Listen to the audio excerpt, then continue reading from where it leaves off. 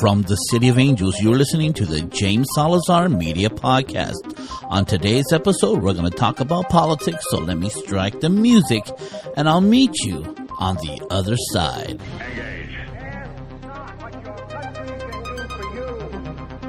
It's one small step for man, one giant leap for mankind. Say hello to my little friend. No, I am your father. I'd like to take this chance to apologize to absolutely nobody. And welcome to the James Salazar Media Podcast, where you get your weekly dose of pop culture, politics, and futurism. I am the formerly mentioned James Salazar, a.k.a. The Media. Welcome, my fellow Americans. Welcome, savages. The election cycle is heated up. Since we last talked, there was a Donald Trump and Joe Biden debate. Donald Trump got corona. Not the beer, the actual virus. Kamala Harris and Michael Pence went at it in a debate. And we're gearing up, which looks like may not happen, the next presidential debate. Right now, Joe Biden has plainly said, if Donald Trump still has coronavirus, I don't think we should have the debate. So they're offering Donald Trump a virtual debate. And Donald Trump says, nope, I ain't coming. I ain't coming if it's virtual. So, is there a common ground? Most likely not. The president and the ex-vice president probably won't have a debate. The polls say that Donald Trump needs a debate. He is running behind in the polls, but he was running behind in the polls when he was against Hillary Clinton, because there's a factor. There's a factor out there that most people do not, I think they're calculating, and those left of center media sources choose not to acknowledge to their own detriment. There's a, I'm too much afraid to admit I'm going to vote for Donald Trump syndrome. And you have a lot of people out there who are too afraid to tell anybody who they're truly voting for. Because the radical Trump supporter and the radical Joe Biden supporter are going to be very vocal about who they're going to vote for. They can get them on the poll. But for the moderate, the moderate voting for Joe Biden can admit it because there's no social pressure either way. But the moderate who's going to vote for Donald Trump, there's a lot of social pressure and a lot of social shaming that comes along with that vote. So they're not going to admit it. So I don't think they can tally the moderate vote correctly. 30% of the people who are voting are going to vote for Donald Trump. 30% of the people who are going to vote for Joe Biden are going to vote for Joe Biden. And there's a 30% that are moderate that these two guys have to appeal to. And we don't know what those numbers look like because there's so much social shaming on anybody who even hints that they're going to vote for Donald Trump. So, and that's where the election's going to lie. And this is whether we're going to be surprised, whether it's going to be accurate. Who knows who's going to win this race? I suspect who's going to win this race, but it's really up in the air. So let's go to the first debate. Basically, it was from Donald Trump. And it was a miscalculation. Now, let me say something. Donald Trump lost that debate, but Joe Biden didn't win it. If you take out the Joe Biden's were slow, terrible, and Donald Trump got him to insult him. He called him a clown, called him a joker, told him to shut up. And the miscalculation for Donald Trump is that there were things that Joe Biden needed to be caught in, but Donald Trump didn't give him a chance to talk. How can you show this guy has cognitive decline if you don't give him a chance to show it? There's a saying, you can stop a man before he makes himself a fool, or you can let him talk and remove all doubt. And because Donald Trump couldn't be quiet, kept on interrupting, he clearly lost that debate and hid all the bad answers or the lack of answers, the cognitive decline of Joe Biden. Now, if anybody tells you that there's no cognitive decline, you need to go back and look at Joe Biden when he was debating 4 years ago. A big difference. It speaks volumes at where he is today. And if that's the story of 4 years, if the same amount of cognitive decline happens in the next 4 years as it did in the last 4 years, then he won't be able to finish his presidency. That's for sure. He will be unable to speak, to form and link sentences like I barely can. So truly, if Joe Biden wins, it's really going to be a Kamala Harris presidency. And he just doesn't have the fortitude to stand up to these people. He did back in the day, for sure. It's just too much. You have the squad, AOC as the leader. They are the leader of the Democratic Party, and they want Joe Biden to win. They don't want to bring in the old leader, the Obamas.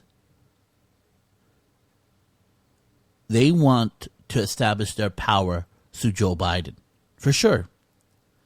Because if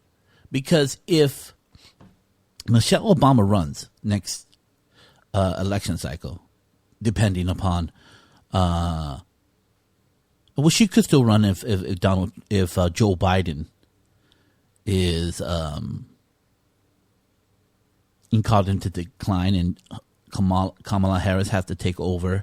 They could put Michelle Obama up there, which I don't know if Kamala Harris would,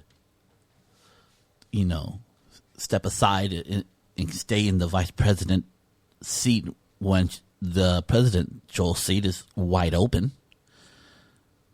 But at the end of the day, the squad with AOC, they want to take power now through Joe Biden. And if they bring in Michelle Obama, she's a strong enough personality to hold them back. Because at the end of the day, though Obamas are more moderate, not a lot of moderate, are more moderate than Joe Biden and the squad and Bernie Sanders. And that's not where the Democratic Party wants to go.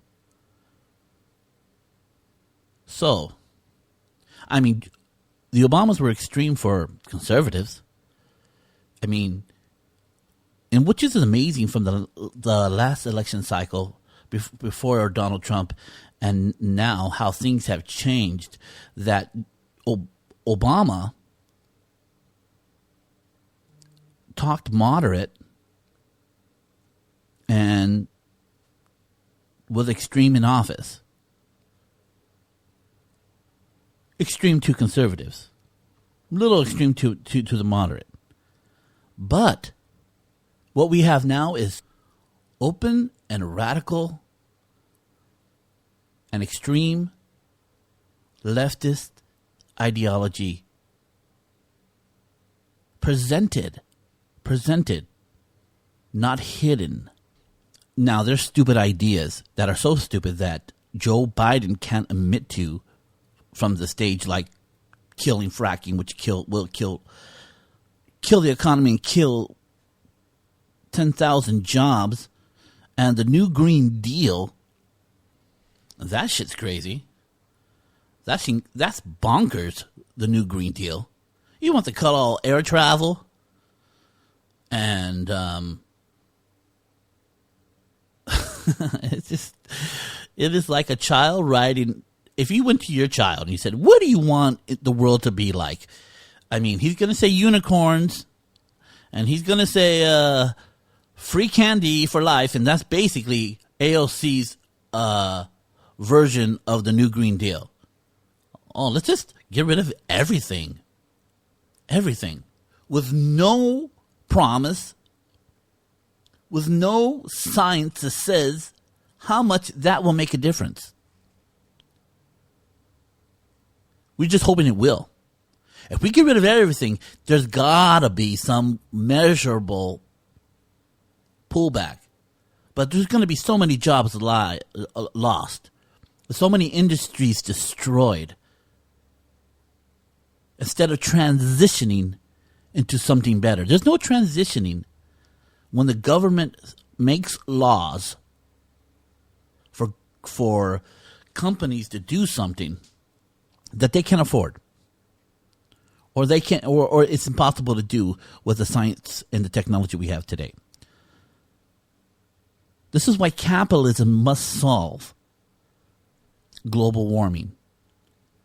The American people are concerned about global warming, and if capitalists step in and have products and industries that can help these things without government intervention, capitalism will go farther and faster than any government program, except for the military, because the military breaks things.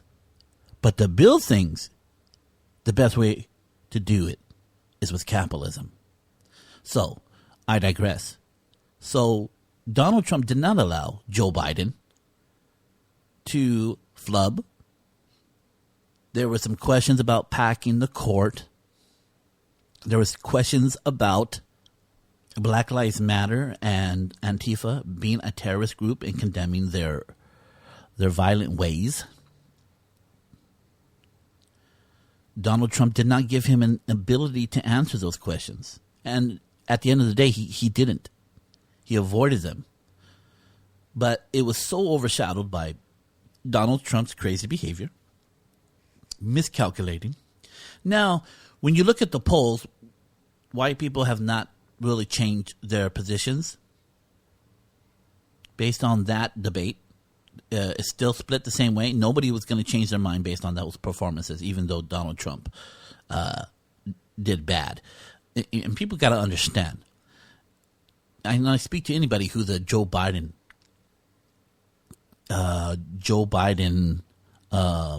supporter. If Donald Trump won that debate being very articulate and shutting down Joe Biden at every turn, would that make you vote for Donald Trump? I think not. So the results of what happened were inconsequential to the people who already decided who they're going to vote for. And that's where we're at. But it was very interesting. The black vote, Asian vote, the white vote, all still the same. But the Hispanics vote, or the Hispanic polled that Joe Biden looked weak that the president controlled the debate and he clearly won because he just shut down Donald Trump. So they saw it as a move of weakness on Joe Biden's part and a move of strength for Donald Trump. I heard someone say, I'm not sure who said it. I said it. Maybe I told myself. I don't know. But that how would Joe Biden handle someone like Putin in an argument? If they got into an argument, the moderator's not going to save Joe Biden when he's talking to Putin. I was going to say Putin. That's a live podcast individual. Putin. What is he going to do with these dangerous, demonstrative personalities?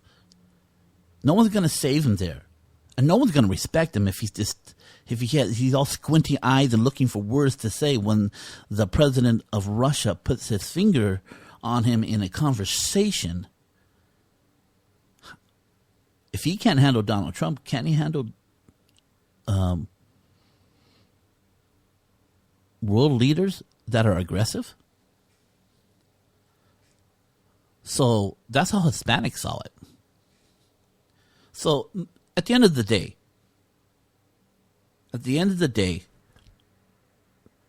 I think Donald Trump came out looking worse with all his interruptions. It was a miscalculation, missed opportunity to make Joe Biden look stupid and out of it and out of touch and with cognitive decline. Now, and by default, Joe Biden won, which he didn't do good at all.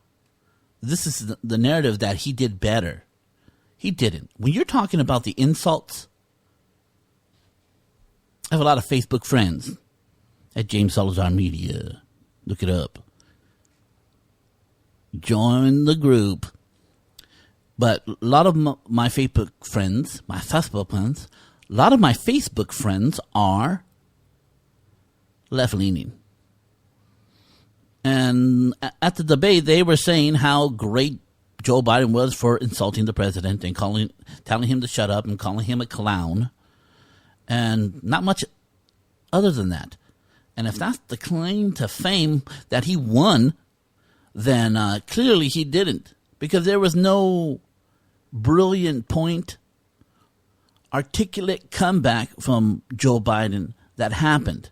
Granted, Donald Trump didn't give him a chance, but nonetheless, he didn't have those moments. And if that's all you can claim is that he insulted the president, then he didn't do good. It's just the other guy did worse. What you want to do in an election cycle, above all, is that you want to win. You don't want the other guy to lose. You want to win. You want to leave the impression that you're better, not that the other guy is worse. So at the end of the day, I think that Donald Trump lost, but Joe Biden didn't win. I don't think he can claim that. Of course, those who are his followers said that he did great on what I don't know. And those the followers of Donald Trump, boy, did they look at that show. That debate with rose-covered glasses. Donald Trump clearly just agitated the people. Everybody who's intellectually honest knows that he made a big miscalculation on how he acted. Now, the next debate, I'll get to that. But amazingly, after the debate, Donald Trump caught COVID. He was out. He got sent to the hospital, came back. He's feeling better. It is Tuesday. We got another week, I think, before the debates. And like I mentioned earlier, they may not happen because there's no common ground. And I get Joe Biden's point that, if he has COVID, we shouldn't be around him. or you're going to have a mask around him. But at the end of the day, you got to be quarantined. And if Joe Biden, and here's the crust of the situation, if Joe Biden sits down with Donald Trump, even though he not showing the antibodies and he still has COVID, Joe Biden will be emitting by his behavior that is not as serious as they say. So he sort of has to not do it. If Donald Trump has the coronavirus, he can't do it. He can't do it because it would make him look hypocritical. Donald Trump, nobody expects Donald Trump to he's going to look for any advantage. So they said they're going to want to do it virtual. He says he's not doing that because, in a sense, he wants to bully, I think, or not let Joe Biden get away with statements. And here's the problem. The mute button on a network that clearly has hated the president since he was elected. It's a big risk to do something virtual, that they can just put a mute on him. No doubt all the questions will be formatted in favor of Joe Biden because it's just what it is. But that's okay. Donald Trump is not fearful from those things, okay? He needs no coddling when it comes to debating. But he wants to debate face-to-face. So whether it's going to happen or not, I don't know. But he got coronavirus. Now, a lot of people think this is a conspiracy. I don't know. I can see the advantages and the disadvantages. Maybe his group of people, and this is assuming that everybody's in on him faking it, which I don't think he is. I think he's the kind of guy who is a bull in the china shop, A-type personality, gonna do what he's gonna do, and got caught being careless.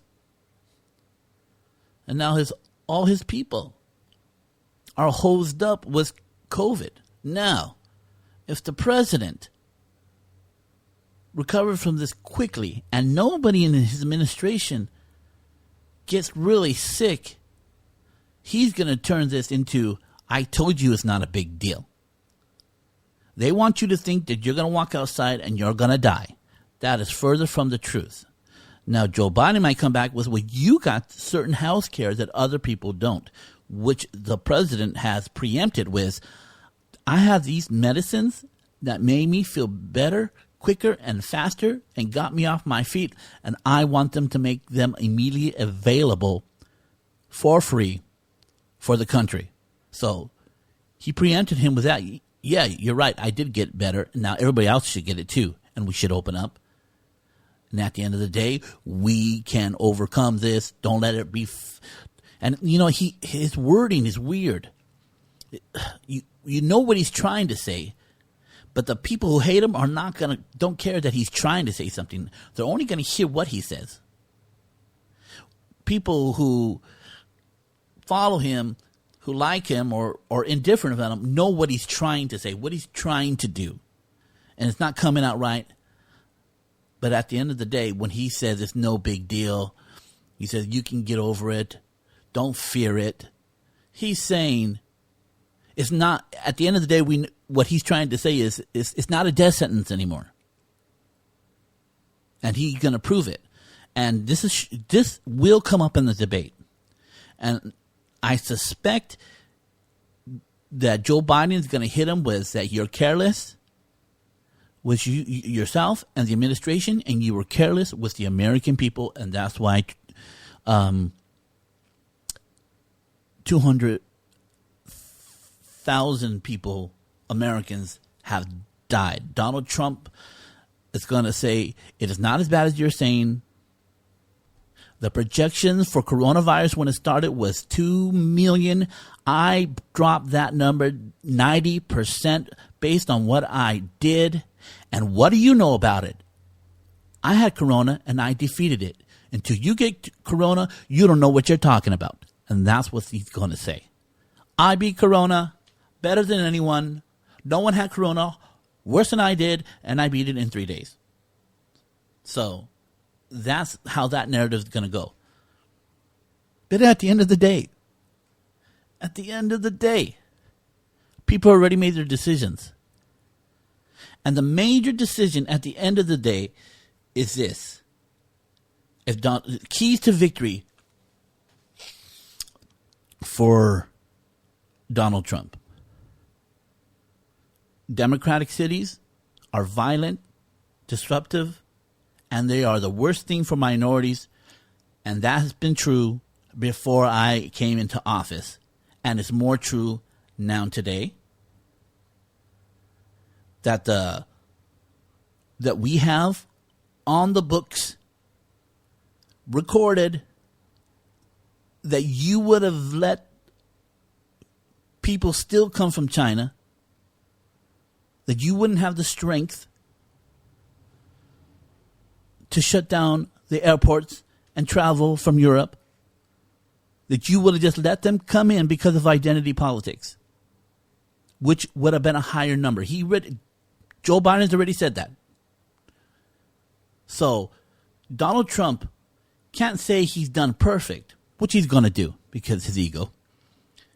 But if I were to tell him that what I did in the beginning was great, I dropped the ball here and there during the whole year, but this is no one's done a virus pandemic in a long time, and we're just figuring it out. But Joe Biden would have been worse. And we have him saying things that he would have done that would have clearly made it worse. So you dodged a bullet that Joe Biden wasn't in office.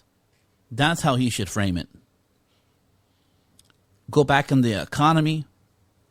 Because at the end of the day, the economy is his most strong point. Because people vote their pocketbook. If they can link a prosperous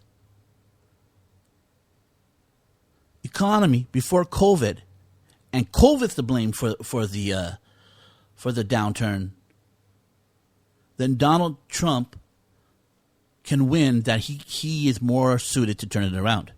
If they can say that is the mishandling of Donald Trump that made the virus, that made the economy go bad, which is a hard sell because, we were very scared at the beginning of the virus and we shut everything down. And we all intellectually know why business is doing bad. Even in California today, we're not fully opened up, and that's not Donald Trump's fault. That's the governor's fault of California. He knows better. At least he thinks he does. And he's trying to play it super safe.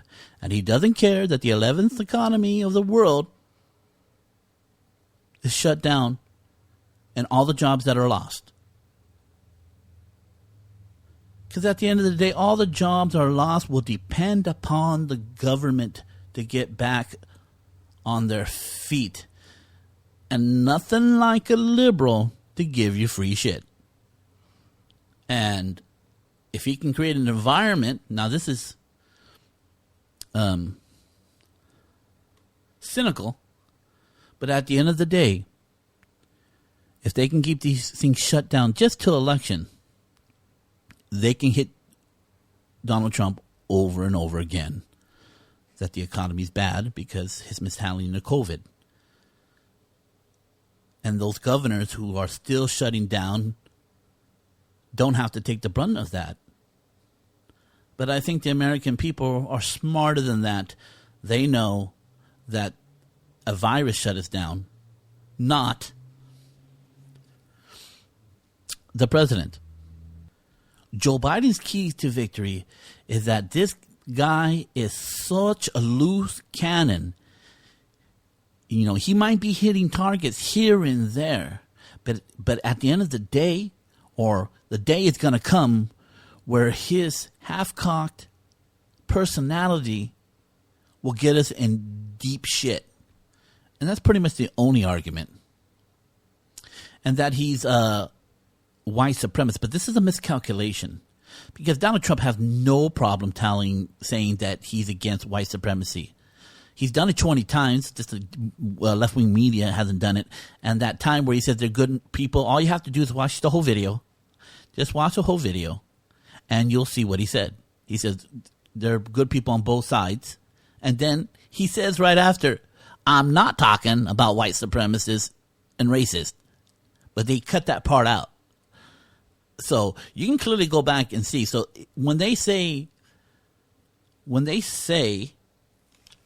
that he said people are good on people, there are great people on both sides, or there are nice people on both sides.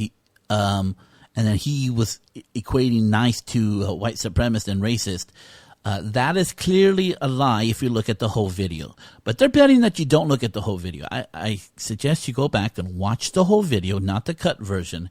And he clearly says, after he says there's been good people on both sides, people who want to take down the statues, and people who want to maintain our historical history.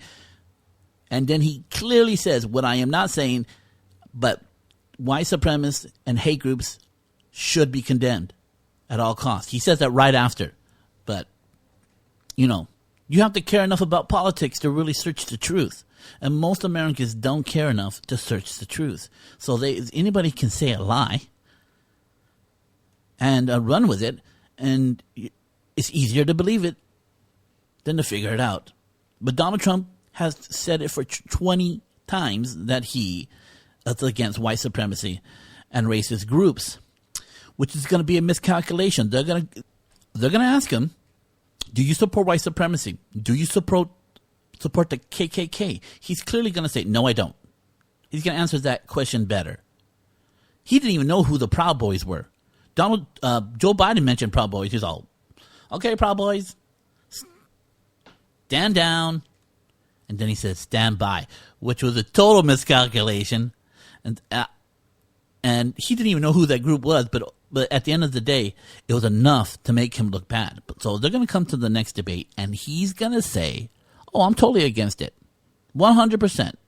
I do not like these groups. Now, can you ask Joe Biden, does he condemn Black Lives Matter and Antifa? That is a question that is way harder for Joe Biden. Because at the end of the day, cities are not being burned by the racist. They're being burned by the radical political groups, possibly, I think, terrorist groups, Black Lives Matter, and Antifa. I don't think he's going to condemn them. And it's going to be turned on their head. Donald Trump's going to say, I'm against racism and hate. Joe Biden will not say he's against Black Lives Matter. And it's very critical that Donald Trump lists the groups that he's not for. He has to say, I'm against the Proud Boys. I'm against the KKK. I'm against any group that's full of hate, that is racist. Now, Mr. Joe Biden, will you condemn Black Lives Matter and Antifa, who are clearly responsible for the violence in the cities by looting? Will you condemn them? Much harder question for Joe Biden. Could possibly lose the black vote because of it. Probably lose the white vote if he doesn't. So it puts him in a bad predicament. So I would have downplayed the narrative. If I was Joe Biden, I would not ask Donald Trump if he supports white supremacist group. Racist. Because it opens him up to the other question that I'm alluding to. It's better that you just don't ask it. so the subject doesn't come up. Because Donald Trump, has already made a flub on that part, made a miscalculation on that part, addressed that part poorly. Why go back to it? If the moderator, but he might not have a choice, the moderator might bring it up. But if the moderator's left-leaning, I don't think if they truly believe that Donald Trump is racist, which is a miscalculation, because Donald Trump doesn't like racists. He loves himself. He loves anything that makes him the best president. He just wants to be the best president. He don't care about groups or anything about that. It's a total miscalculations by Democrats, which the Black Caucus underneath know that all you have to do is go to Donald Trump behind the shadows and ask him for things, and he will give it to you. When it comes to jail reform, monies to colleges, they just ask him for it, and he gives it to them, and they go back and talk bad about him, but he doesn't care. He wants to be known as the greatest president, because at the end of the day, when all the politics is gone, when you have to read it through the history books and not through the eyes of the people who hate him or overly like him, I think Donald Trump at the end of the day will look better than he is portrayed in the media. But not great. I mean, maybe if he wins this election, all his calculations were right and everybody else's were wrong. And if he can recover 2 economies in 4 years, when Barack Obama struggled in 8, really sets up the party who's going to control for the next 10 years. If he can turn this economy around, 2 recessions, fix 2 recessions, take us to space, disarm our enemies, stop being the police of the world. I think on paper, when there's no emotions attached and no media pulling them down, I think that looks good on paper looking back 20 years. Now the Kamala Harris and Mike Pence debate was more calculated, more measured, more thoughtful. I don't think Kamala did bad. It's that she was out of her league, and it's just that Mike Pence just had better answers. But I think she did a good job. I think her facial expressions didn't help her, but her inability to answer the packing of the court, the economy, Mike Pence won. I mean, there was some great phrasing of attacks by Kamala. It's just that Pence had the answer. And when he came back with his questions, she didn't answer so great. And you know Mike Pence won when everybody who was going to vote for Joe Biden talks about the fly on his head. They didn't talk about the substance at all. All I hear, fly lands on shit, which is a funny joke. And I'm pretty sure there's going to be a lot of memes about. But at the end of the day, if that's all you can talk about, your person didn't win. Mike Pence won. And I think saved Donald Trump a little bit. But it didn't move the needle much. I think in effect, it didn't make Donald Trump look good, but it made the Republican Party look better. It made Pence look good. And I don't know if Pence is going to run for president, but I am a robot. He's a little dry. Kamala is not much better. So they didn't hit him on what I thought they were going to hit him on. That they didn't go personal, which at the end of the day is better. He didn't attack her on, she didn't. How did she get there? She lost, and now she's trying to sneak in through the back door. And Pence, nobody knows who he is. He's not exciting at all. I thought they're going to go personal, but they didn't. And I'm glad they didn't. They try to stay on policy. I think the best quote of the night was when she started to say that Donald Trump is not going to accept the election, and Pence came back with his you guys have not accepted the election for the last 4 years with your behavior and all your impeachment and all your lies. So he got him good. So he said, you're the first people who didn't accept the election, which is a good point, which I thought his best point, and she fell right into that. But yeah, I just think she didn't have good answers, and he had better questions for her than she had of him. And the moderator didn't do Pence any help, but Kamala Harris didn't really take advantages of the questions that were definitely suited for her to answer greatly. She's a prosecutor. At the end of the day, she's not a politician.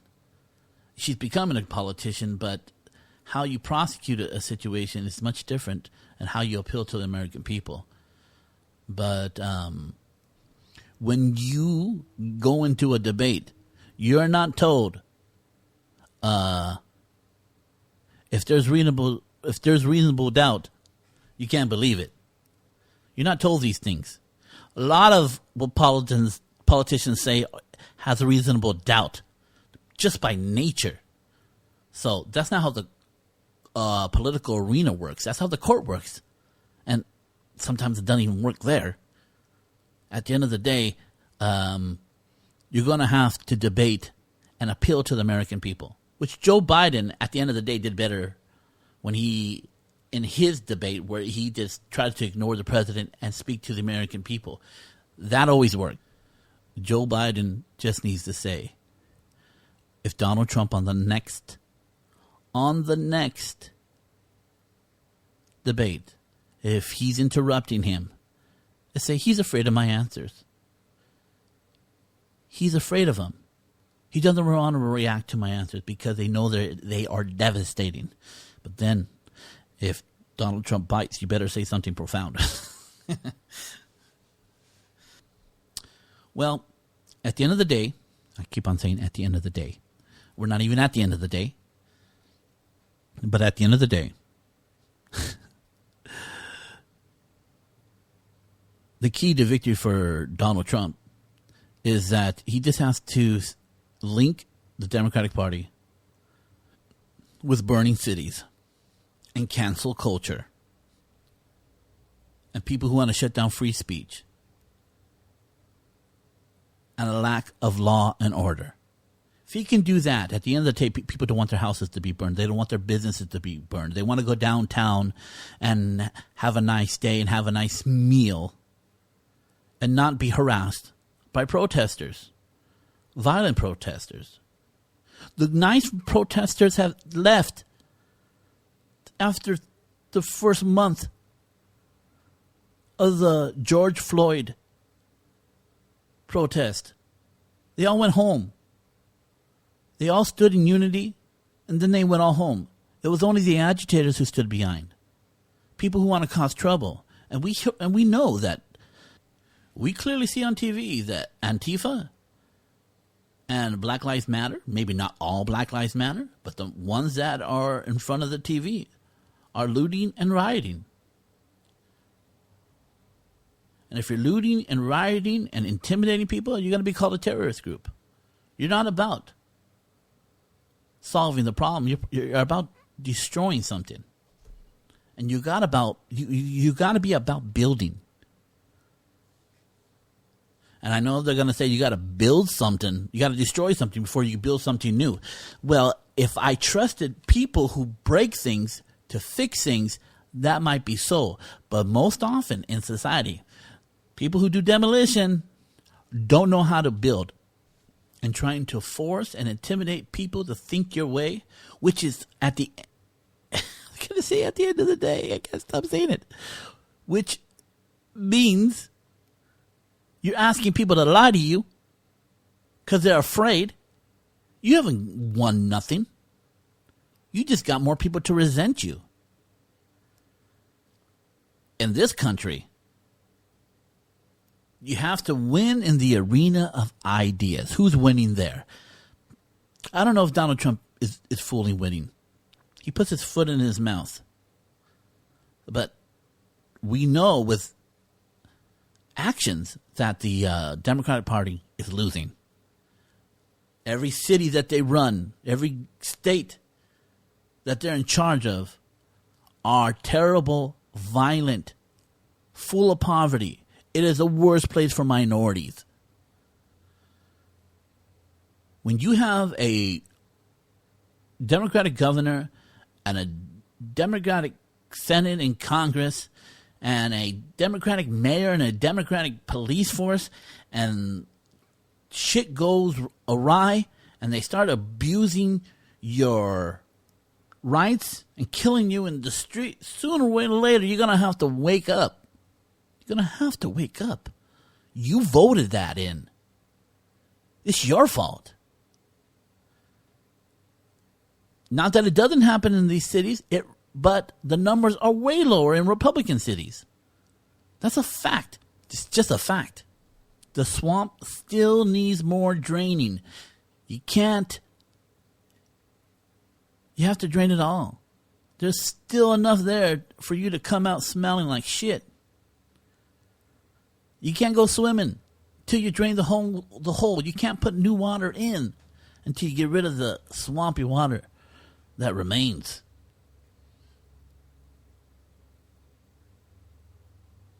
So, we're getting down to the wire. Less than a month before we choose our new president. And I expect a lot of bad behavior.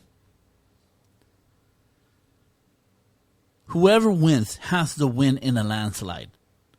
That voter fraud and all that does not play an issue. If it's close, my God, it's going to take a long time to get through this. And a lot of people are going to be violent. A lot of people are going to be upset. And this time, it's not going to be just left-leaning agitating groups. You're going to get some people who voted for Donald Trump who are going to be very upset and disenfranchised and believe that their government has been taken over. So it needs to be clear winner for there not to be people to act crazy. People are going to act crazy no matter what. Conservatives and libertarians will sit back and watch people burn their own cities if Donald Trump wins. They don't care. They're not going to get involved. But if they feel like the Democratic Party is trying to steal the election, which the left-leaning people will feel Donald Trump is doing, there could be major violence in the street. So, yeah, this is the world we're living in. 2020 could not have been a more disappointing year. It is so crazy what we have gone through these, 10 months? If you told me this was going to happen, I would say, you lying. In an election cycle, a pandemic. I think some shit went down in the early year. And there's some shit that went down in the beginning of the year that I totally forgot about. I just knew it was a big deal. I think Kobe was one of them. I don't even know if that was this year or that was last year. People just don't know how to act. And at the end of the day, and I'll say it again at the end of the day, because I'm at the end of my podcast, you got to take full responsibility for your life. You just do. No one's going to save you. You got to save yourself. Now, I know you disagree with a lot of things I said today, and that's fine. That's okay. We live in a land of the free and the home of the brave, and it's okay for you to disagree. You have every right to be wrong in this country. But if you think I just see it wrong, put it in an email at JamesSalazarMedia gmail.com. If you want to follow me on any social media platform, I am on Twitter, Facebook, Pinterest, Instagram, and YouTube. Just type in James Salazar Media. I should come up. Please be a member on your favorite social media platform, and please subscribe or follow. You know what I mean. On the podcast, please leave a review. Please subscribe. Hit that bell. I don't know if that has a bell. Facebook has a bell, I think. Just hit all the bells.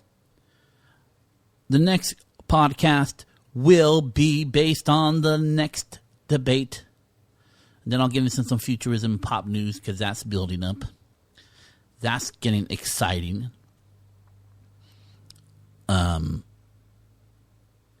So, my friends, don't be down. Don't be dismayed. Whatever's going to happen is going to happen. You do your part. Everybody else will do theirs. And we'll see who wins. So when the storm of life comes against you and you find yourself on your knees, stand tall. Look at that storm and say what my sensei, Jack Burton, always says. Give me your best shot. Strike the music.